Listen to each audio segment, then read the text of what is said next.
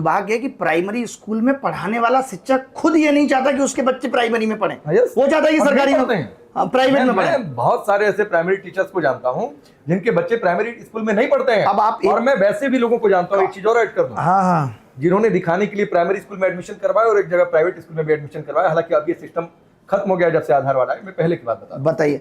अब आप सोचिए, जिस दौर में हमारे देश के रक्षा मंत्री या बड़े बड़े उप मुख्यमंत्री प्राइवेट स्कूल्स का उद्घाटन करेंगे और प्रमोट करेंगे, और सरकारी स्कूलों के मिड डे मील में पता चलेगा सांप निकल आया, बच्चों को पानी में दूध मिला के पिलाया जा रहा है, तो फिर कैसे सरकारी स्कूलों की स्थिति ठीक होगी? जहां पे सरकारी स्कूल इसलिए बंद कर दिए जाएंगे कि बच्चे नहीं आते थे।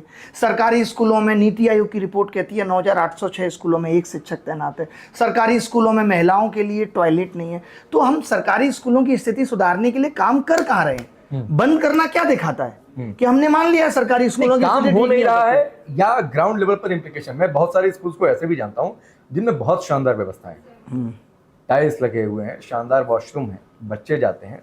हाँ, जिसने अपने लेवल पर इनिशिएट किया, मैं ये भी मान रहा हूँ कि उसमें वहाँ के प्रिंसिपल या फिर वहाँ के कुछ अधिकारियों का योगदान उसमें ज्यादा है। बिल्कुल सही कह रहे हैं, वही स्कूल अच्छा काम कर रहे हैं। मैं भी कई स्कूलों को जानता हूँ जो गवर्नमेंट है और वहाँ की प्रिंसिपल्स ने अपने योगदान से लोगों को रिक्वेस्ट कर करके स्कूल की स्थिति को बहुत अच्छा बना लिया। तो ऐसे लोग भी हैं, लेकिन ऐसे लोग बड़े कम बचे हैं साहब। आज की डेट में पत्रकार, नेता, शिक्षक सब मैक्सिमम 99% सिर्फ अपने हितों के लिए किसी भी फील्ड में जा रहे हैं। और जब तक ये अपना स्वार्थ या अपना हित पीछे नहीं छोड़ा जाएगा तब तक देश का विकास संभव नहीं है। ना अकेले मोदी जी कर पाएंगे। मोदी जी ने कहा था कि कट कमीशन, करप्शन पे रोक लगेगी, लेकिन वो रोक लगी नहीं। एक आपसे जुड़ा सवाल है जी। मानहानि का केस चल रहा है जी। चैनल का नाम और वो तो नहीं लेना है, लेकिन मानहानि का केस चल रहा है, क्या स्टेटस है उसका? अभी तो पहली हियरिंग में जज ने कहा कि हमें नोटिस इशू करके बोला कि आप रिप्लाई दीजिए इस पे। जैसे उनका इंटरिम में ये था कि आप ये वीडियो टेक डाउन कराइए, तो हमें कोर्ट ने ये आदेश नहीं दिया और कोर्ट ने कहा कि अगली हियरिंग हम 17 जून को करेंगे और जब तक आप अपना रिप्लाई तैयार कर लीजिए। और आपका अगर कोई काउंटर क्लेम है, आपको भी लगता है कि आपको, कोर्ट ने क्या ये माना कि आपकी जो बातें थी वो डिफेमेटरी थी? नहीं, ऐसा कुछ भी नहीं माना। और वैसे भी कोर्ट ये कहता है कि पहले आप क्लीन हैंड के साथ आइए, आपकी कोई गलती ना रही हो। इनिशिएट तो आपने किया, आपने यूट्यूब एजुकेटर्स पे सवाल खड़े किए, तो अभी ऐसा कुछ हुआ नहीं, उतनी बहस हुई नहीं। बट ये है कि हाँ, उनको इंटरिम इंजेक्शन नहीं मिला, जिसके लिए कोर्ट में जाता है आदमी कि मैं तुरंत वीडियो टेक डाउन करा दूं, वो चीज़ नहीं हो पाई। अगर कोई चाहे, मैं चाहूँ कि मुझे अभिनय शर्मा से मैथ्स पढ़ना है, कितनी फीस देनी होगी आपको? अगर आप चाहें तो मैं तो यही कहूँगा कि आपको कोई फीस नहीं देनी, आप फ्री पढ़ सकते हैं। कैसे? मैं यूट्यूब पे 3 से 4 बार सारा सिलेबस पढ़ा चुका हूँ। अभी भी हफ्ते में 3-3 घंटे की 2 बड़ी क्लासेस लेता हूँ, 12-12 घंटे की क्लासेस अपलोड करता हूँ। और एक अभिनय मैथ्स ऐप है जिसके ऊपर 10 लाख से भी ज़्यादा लोग पढ़ते हैं और उस पर किसी भी कोर्स की कोई फीस नहीं है। बाकी मैं एक प्लेटफॉर्म पे पढ़ाने जाता हूँ, अदर एग्जाम्स के लिए भी पढ़ाता हूँ। तो वहाँ पे अगर आप चाहते हैं कि आपको पढ़ना है तो 200-500 मैक्सिमम आप 2 साल की फीस दे सकते हैं। तो अभिनय शर्मा की कमाई का जरिया क्या है? कमाई का जरिया एक तो यही कि जहाँ पे नौकरी करता हूँ वो एक कमाई का जरिया है, जहाँ पे 2 घंटे पढ़ाता हूँ बस। और बाकी बहुत सारे कमाई के जरिए थे जिनको बंद करना पड़ा। अगर आप लोगों के हित की बात करेंगे तो सबसे पहले यही आएगा, जैसे मैंने अपनी ऑफलाइन कोचिंग बंद कर दी 2019 में। 28 जगह चलते थे सेंटर्स, और मैं जहाँ पढ़ाता था वहाँ भी एक बैच में 7-7, 8-8 हज़ार बच्चे पढ़ते थे। वो मैंने बंद कर दिया। चलता हुआ मुझे ये भी लगा कि अब जब मैं बच्चों के मोबाइल में पहुँच गया हूँ कोविड के बाद, तो ये नैतिकता के खिलाफ या मेरी विचारधारा के खिलाफ होगा कि मैं फिर भी बच्चों को दिल्ली बुला के पढ़ाऊँ। वो मैंने बंद कर दिया। उससे पहले, और उस दौर में आपको पता होगा कि एडटेक कंपनियां आई थी। एडटेक कंपनियां बाहर से बहुत फंडिंग लेके आई थी और वो बच्चों को भी सस्ती शिक्षा देती थी। इसी वजह से वो आज 34,000 करोड़ की कंपनियां 2-2 हज़ार करोड़ में बिक गई। तो उस दौर में पैसा कमाया, मिला, वो पैसा रियल एस्टेट में लगा दिया। सोच रहे होंगे मैंने ये सवाल आपसे क्यों पूछा? जी। एक वेबसाइट है, मैं नाम नहीं ले रहा हूँ, उस वेबसाइट पर आपकी संपत्ति को लेकर कुछ चीजें छपी हुई हैं कि आप किस किस चीजों के मालिक हैं। आप कहेंगे तो मैं उसका लिंक भी आपको दिखा दूंगा। जी जी जी। और आपके पास इतनी गाड़ियां हैं, इतने विला हैं, ये हैं। तो क्या आप औद्योगिक बनाना चाहते हैं इस पूरे सिस्टम को, जो आप मीडिया पर आरोप लगाते हैं? बिल्कुल भी। और क्या उस वेबसाइट की ये खबर गलत है? वो खबर में बहुत सारी वेबसाइट हैं जो हमारे बारे में आर्टिकल लिखती हैं। नहीं, इनफैक्ट अभी कुछ दिन पहले तो मनी कंट्रोल ने लिखा, शायद आप उसी की बात तो नहीं कर रहे? की बात कर रहा हूँ। हाँ हाँ, गलत लिखा है वो, बहुत सारा उसमें गलत। उन्होंने वो डीएनए से लिखा है, जो डीएनए में मेरे बारे में बताया गया वहां से लिखा है, उसमें बहुत सारी बातें गलत हैं। तो आपने उन पर डिफेमेशन का केस नहीं किया? अरे नहीं नहीं, ऐसे लिखने दीजिए, अगर उनको इस बात के लिखने से व्यूअरशिप मिल रही है तो लिखिए, क्या दिक्कत है? तो अभी तो व्यूअरशिप के लिए काम कर रहे हैं, बोल रहे हैं, उकसा रहे हैं कि हम अब किसी यूट्यूबर का ऐसा कंटेंट भर देंगे जाकर टाइमलाइन पर, हमारे छात्र। नहीं, कंटेंट नहीं बोला है, आप फिर से देखिए। हाँ, जो बोला बोल दीजिए। तो आपने सामने की पूरी बात आप देखिए, हमने कहा कि आप अपना काम ठीक से करिए, मुझे एग्जैक्ट लाइन नहीं पता, बट उसमें समय रहना भर देंगे। हाँ, आप सुनिएगा उसको कि समय रहना भर देंगे। हाँ, तो वो आप ये समझिए, हो सकता है कि वो उस वक्त के हिसाब से, मुझे लगता है कि बात ज़्यादा बड़ी हो गई, वरना वो जिस अंदाज में कही गई, या उससे पहले भी बहुत बातें इस अंदाज में कही गई, उतनी बुरी नहीं लगी, लेकिन वो ऐसा सिस्टम बन गया उस दौर में जहां सब लोग आरोप लगाने लगे, तो वो बात बड़ी लगने लगी। बट मैं मानता हूं कि हाँ, कुछ चीजें मैंने भी उस चीज पे आत्ममंथन किया, आपसे भी बात हुई, आपने भी कहा कि वो चीज गलत थी, तो मैंने यही कहा कि हो सकता है कि जिस वक्त आप लाइव हो, कुछ चीजें थोड़ी बहुत ऊपर नीचे हो सकती है। एक चीज मैं आपसे और जानना चाहता हूँ जी, चाहे आपकी बातचीत हो, खान सर की बातचीत हो, ये विवाद वहां तक पहुंचा, कई सारे टीचर्स जो डिजिटल प्लेटफॉर्म पर मौजूद हैं, आपकी कोई गुरेज है किसी भी एंकर के साथ? मेरे साथ हो सकती है, किसी के साथ किसी के साथ हो सकते हैं, तो आप एक अलग से वीडियो बनाकर डाल सकते हैं। जी। और मुझे लगता है जो आपको सुनने वाले को सुने, लेकिन क्लासरूम में इस तरीके की बातचीत करना क्या ठीक है? बिल्कुल गलत है। मैंने तो अलग से वीडियो बनाया, मैंने क्लासरूम में नहीं किया। नहीं, मैं आपकी बात कर भी नहीं रहा हूँ। बहुत सारे लोगों ने खान सर जिस तरह विवादों में घिरे हैं, नियमों की बातचीत, देखिए कुछ चीज़ें गलत हैं, जैसे आप किसी के ऊपर पर्सनल अटैक करना, वो भी गलत है।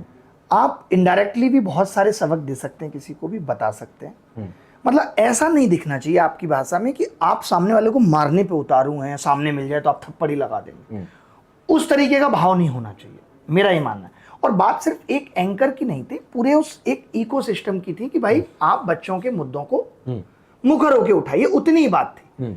और सबसे दुख की बात तो पांडे जी इसमें यह है कि कम वक्त हम लोग ये बात उस वक्त बोले जिस वक्त बात उठाई जा रही थी। हमें खुद इस बात का अफसोस है कि ये बात शायद हमने पहले बोली होती और फिर वो उस मुद्दे को उठा रहे थे, क्योंकि इससे क्या हुआ कि वो मुद्दा थोड़ा धीमा हो गया इस लड़ाई में। आप समझ के मैं क्या कहना चाह रहा हूं? मैं कह रहा हूं कि जिस वक्त मीडिया उस मुद्दे को उठा रही थी, वो एक प्रेशर सरकार के ऊपर बन रहा था, सरकार बैकफुट पे आ रही थी, उसी वक्त ये हो जाना, ये थोड़ा दुखद रहा। लेकिन शुरुआत उनकी तरफ से हुई थी, लेकिन उनका ये कहना है, जितनी मेरी किसी चैनल के माध्यम से उनसे बात हुई, तो कि ये मेरे ऊपर आरोप पहले से लगा रहे थे, कुछ शिक्षक पहले से मेरे मतलब काम पे सवाल उठा रहे थे, इसलिए मैंने ये बोला। आप जो है पूरे सिस्टम पर सवाल उठा रहे हैं। एक आपसे जुड़ा विवाद है, 2024 का है, अगर जी, क्लास प्लस के साथ, जी जी, ठीक है, जिस पर आपके ऊपर शायद मुकदमे हुए, केस नहीं, मैंने किया। आपने किया? मैंने किया। चलिए ठीक, ये भी आपने अच्छा, क्या था ये पूरा मामला? कई बार ऐसा होता नहीं कि जैसे मैं एक कंपनी के साथ जुड़ा हुआ था, उस कंपनी से जब मैं निकल के आया तो मैं पढ़ाता हूं, तो मुझे एक टेक्नोलॉजी की ज़रूरत है। मैं अपनी बातें अगर पहुंचाऊंगा, आज आप पत्रकार हैं तो आपको एक टेक्निकल प्लेटफॉर्म चाहिए जो आपकी बात को पहुंचा दे। तो उसी में ये काम करता है क्लास प्लस, ये टीचर्स को ऐप बनाकर देता है कि आप ये ऐप लीजिए। तो वहीं पे वो विवाद था कि हमारे कंटेंट का गलत इस्तेमाल हुआ, ये सब सारी चीज़ों का विवाद था। और फिर हमने कहा कि अब हम आपके साथ काम नहीं करेंगे, तो उस काम ना करने पे विवाद होना था, तो वो विवाद हुआ, लेकिन सॉर्ट हो गया। तो आपसे आप पहले नहीं देखे थे कि उसमें सिस्टम क्या था, क्या गड़बड़ी हो रही है? बहुत मुश्किल होता है, कैसे आप देख पाएंगे? आप किसी भी सिस्टम के साथ जुड़ेंगे, बड़ा मुश्किल है। कोई सिस्टम हो सकता है जुड़ते वक्त ऐसा ना हो, बाद में खराब हो जाए। तो ये सब चीज़ें तो रहती हैं, लाइफ का हिस्सा है। हेल्थ सिस्टम की एक बात रह गई थी जी। हेल्थ सिस्टम भी, जैसे मैंने प्राइमरी स्कूल कहा, कम ऐसे लोग हैं जो सरकारी अस्पतालों में जाकर इलाज कराएं। एम्स की बात मैं नहीं कर रहा हूँ, लेकिन आमतौर पर गांव में, शहरों में जो सरकारी अस्पताल होते हैं, आप वहां पर जाइए, उन लोगों की भीड़ है जो या तो मेडिक्लेम नहीं ले सकते हैं जी, या फिर जो अफोर्ड नहीं कर सकते। आपने कल का एक न्यूज़ सुना जिसमें गर्भवती महिलाओं की जान चली गई? अगर ऐसी खबरें आएंगी, ये कहा जाएगा कि दिल्ली के सरकारी अस्पताल में 650 करोड़ चादरों में और दवाइयों में घोटाले हो गए, तो लोगों के अंदर क्या मैसेज जाएगा कि वो जाएंगे सरकारी अस्पताल में? कैसे जाएंगे? ये सरकार की जिम्मेदारी नहीं थी कि हेल्थ सिस्टम को दुरुस्त करने के साथ फिर उसकी पीआर भी करके बताना कि अब हमने सरकारी स्कूलों की स्थिति ये कर दी है, सरकारी अस्पतालों की स्थिति ये कर दी है, तभी तो लोग होंगे। ये काम तो सरकार को करना था ना, यही तो कार्यकाल में दिखाना था। आज अच्छा लगता ना जब मोदी जी कहते कि देखिए जिस वक्त मैं आया था उस वक्त टॉप 100 में इतनी यूनिवर्सिटी थी, आज इतनी है। उस वक्त इतने प्राइवेट अस्पताल थे और सरकारियों की हालत ये थी और आज सरकारी अस्पतालों की हालत ये है। ये चीजें अच्छी लगती, ये बताती कि आपका कार्यकाल कितना प्रभावकारी रहा है। लेकिन इसी पे हमें शिकायत है कि जब आप हेल्थ सिस्टम पे काम नहीं कर रहे, जब आप एजुकेशन सिस्टम को ठीक करने पे काम नहीं कर रहे, जब अशिक्षित लोग शिक्षा मंत्री का पद संभाल रहे हैं। आप देखिए राजस्थान के शिक्षा मंत्री किस तरीके की कमेंटबाजी करते हैं, बिहार के शिक्षा मंत्री किस तरीके की कमेंटबाजी करते हैं। उस दौर में आप कह रहे हैं कि नहीं हम 2047 में विकसित हो जाएंगे, तो साहब क्या होगा कि हम सोएंगे 46 की रात को 31 दिसंबर को और अगले दिन विकसित हो जाएंगे? ऐसा तो नहीं होगा ना। राहत होगी। मैं चंडीगढ़ जा रहा हूँ, आप मेरे दोस्त हैं, आप पूछ रहे हैं कहाँ पहुंचा भाई, मैं पहली बार जा रहा हूँ, मैं बताऊंगा यार सोनीपत पहुंच गया, तो आप कहेंगे ठीक है चल आगे पानीपत आएगा। और मैं बोलूंगी नहीं यार मथुरा आ गया, आगरा दिखा रहा है, तो आप बताएंगे कि रास्ता गलत है, नहीं पहुंच पाएगा तो यू टर्न ले ले। तो हमारा काम अभी भी यही है कि सरकार यू टर्न ले ले। आपसे मैं आज पहली बार मतलब पॉडकास्ट में बातचीत कर रहा था, तो इसलिए मैंने सोचा था कि बहुत ज्यादा आपके क्लासेस के वीडियो नहीं देखूंगा, लेकिन बातचीत करते हुए मैंने सोचा कि अब मैं आपके क्लासेस के कुछ वीडियोस देखूंगा और बहुत जल्द एक सेशन आपके साथ दोबारा करूंगा। जरूर जरूर, क्योंकि ये आरोप ये लगते हैं, मैं आपकी बात नहीं कर रहा हूँ, मैं इन जनरल मतलब खान सर के विवाद से जुड़ा हुआ जो वहां पर चल रहा था बच्चों के बीच में, कि आजकल हो ऐसा गया है कि कंटेंट में 80% प्रोपेगेंडा होता है, 20% एजुकेशन होता है। कोई कह रहा है कि 20% प्रोपेगेंडा होता है, 80% जो है वो। मैंने आज से 1 साल पहले एक वीडियो बनाया जिसमें मैंने कहा कि एक ऐसी कोई प्राइवेट कंपनी थी या किसी की रिपोर्ट कहती है कि भारत में ऑनलाइन एजुकेशन के नाम पे 70% एंटरटेनमेंट परोसा जा रहा है, और बहुत हद तक सच है, बहुत हद तक सच है।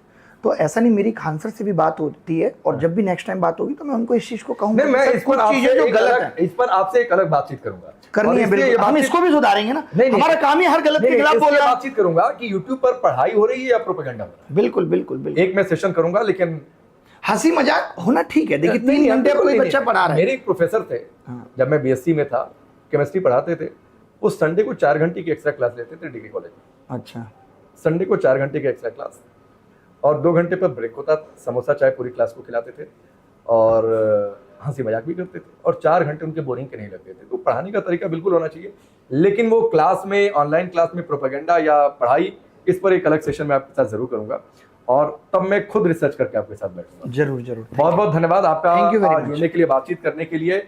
और अगली बार ये भी देखूंगा कि अभिनय शर्मा मैथ्स टीचर से पॉलिटिशियन बनने की ओर कितने फीसदी आगे बढ़ गए, कितने नहीं ऐसा नहीं। बहुत सारे लोग कॉल करके पूछते हैं बात कहाँ तक पहुंची, बट सच ऐसा कुछ नहीं। चलिए, मतलब मैं कोई भी सरकार आएगी, मैं अकेला नहीं हूँ ये पूछने वाला, ये समझने वाला। बहुत बहुत थैंक यू वेरी मच।